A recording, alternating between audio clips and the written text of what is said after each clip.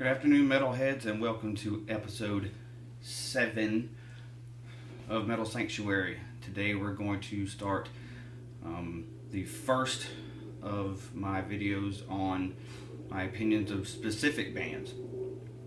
Not just mentioning them in some subgenre videos or best of videos. So the first band I've gotten any kind of real request on is the band PanterA. PanterA comes out to most people in 1990 when they released Cowboys from Hell. Something that Phil Anselmo has said is really their proper debut. Obviously, for those who are huge PanterA fans or knew the band back when they were just kind of hitting the club scene in Texas, they had a few albums before that. They had the album Power Metal, which was the first record that Anselmo became a part of, and you had Metal Magic, I Am the Night, Projects in the Jungle. Those latter three had more of the glam rock type of sound, and then the Power Metal album, which Anselmo debuted on, they differed slightly from it, but I wouldn't say it was a huge leap. In my opinion, those four albums probably show the best technical side of Dimebag as far as his solos and stuff. The reasons why he won so many guitar contests in the state of Texas. They make a huge leap in 1990 with the album Cowboys from Hell. Kind of separates a lot of fans as far as what they would consider PanterA is or was. Were they a groove metal band? Were they a thrash metal band? Were they some kind of hybrid? I would argue, yes, they had some thrash elements on that first record, but I really wouldn't consider them to be a thrash band per se, especially with the preceding albums delving more into the groove aesthetic as far as the music is concerned. The first time I heard anything by PanterA, I had a copy of the Demon Knight soundtrack, and the song Cemetery Gates was on there, and then eventually would see some of their videos like Broken, where Phil Anselmo was sporting a long sleeve Crowbar shirt, and that being more from the fact that he was from New Orleans and not Texas, and so that brought about the ideas from a video I watched earlier, which I am going to stray a little bit from this topic, but I watched a video earlier from Banger TV last night, and they were talking about fashion and metal, and should metal band shirts or punk band shirts be worn by people who aren't in the music, or you really don't think are actually in the music? They're just somehow, because especially some of the older bands, like PanterA, AC/DC, Metallica, Slayer, Judas Priest, Iron Maiden, is it because those bands are fashionable and they can get more looks from the metalheads just because maybe they think they're into that band? But going back to the PanterA videos, that was a way of showing support for the other bands that they liked and that were influenced by. And just my personal opinion on this, metal shirts or band merchandise such as jackets and the patches and the like, that's our metal, MEDAL. We earned it from listening to the bands, going back and listening to some of their older stuff, buying the albums, going to shows. We know these bands, for the most part, inside and out. We're not going to listen to 2 or 3 songs, kind of like those, but don't like the rest of the music, and then go buy their shirt. I personally am not going to go waste my money on a shirt from a band I like 2 or 3 songs of. You see somebody with a metal shirt on, it can pretty much spark a conversation. You can end up, with a friendship. Anyway, back to the original topic. So, my favorite PanterA record, Vulgar Display of Power, I think it had the right amount of groove and ferocity. I think Phil Anselmo's vocals were more on point for what he did after Cowboys from Hell. Obviously, there's a huge vocal difference between those two records. Not any of the high-pitched vocals, which he had attributed to basically wearing his voice out touring from that album. Uh, Preceding records, Far Beyond Driven, The Great Southern Trendkill, which that album took me a while to get into just because there was a little more of the chaos kind of in the music than I would have liked. And then the 2000 record, which would be their last as a band, Reinventing the Steel. That's a record for me, just from what I've seen and read from other people who criticized the album, not their favorite PanterA album. And, for me, I think it was a really good album. I think it took away from the weaker points of the Southern Trendkill album, kind of almost went back, not really retro, but to go back and get that feeling that they had on Vulgar, where you could understand for the most part what Phil was singing, and there was a lot more of that groove element, and just a little bit more of a listenable album. And plus, if you're saying that Reinventing Steel is not is your least favorite PanterA album, maybe you should go research the ones prior to Cowboys from Hell. I would put that record over all of them, just for the sake of things. The first time I got to actually hear that album, I got bits and pieces of it. We were at a Type O Negative show in 2000. Cold Chamber was one of the opening bands, and in between sets they would play some of the songs from the new PanterA album. And I remember distinctly the kind of beginning, like, chaotic lead thing that Dime did on the song Belong to It. My buddy Chris that was with me looked at me, he goes, "That's a dime bag piece." You can just tell. So, my opinion of PanterA, the band.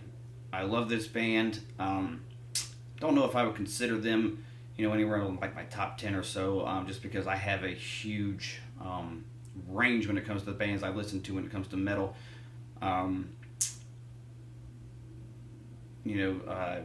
Obviously the loss of Dimebag Darrell. Would we have ever had a PanterA reunion? We'll never know. I remember being at work. I was working in a silver plating plant at the time, and one of the guys comes up and he's like, "Hey, did you hear about that guitar player that was shot in Ohio?" I was like, "No." I mean, at the time I didn't have internet at my house, and this is really before everybody really had internet on their phones. This 2005. So I didn't hear about it. And then later on the day, my sister-in-law at the time was like, "Yeah, Dimebag was shot in Ohio," and I was like, "Well, what do you mean?" And I thought maybe, kind of like a John Lennon type thing or whatever. But to find out he was shot on stage, that was mind-blowing. A lot of people, even Vinnie Paul, want to blame former member Phil Anselmo for his death. And I get to a point why he would say that, because I feel that if they had been able to reconcile, PanterA came back together and they were doing another album and they were on tour on a bigger stage, there would not have been the lack of security, because they would have been doing something bigger than a small club in Ohio. Let's just face that. But the real blame goes to the asshole that shot him. I mean, how can you justify blaming it on a former band member when he did not, in fact, pull the trigger?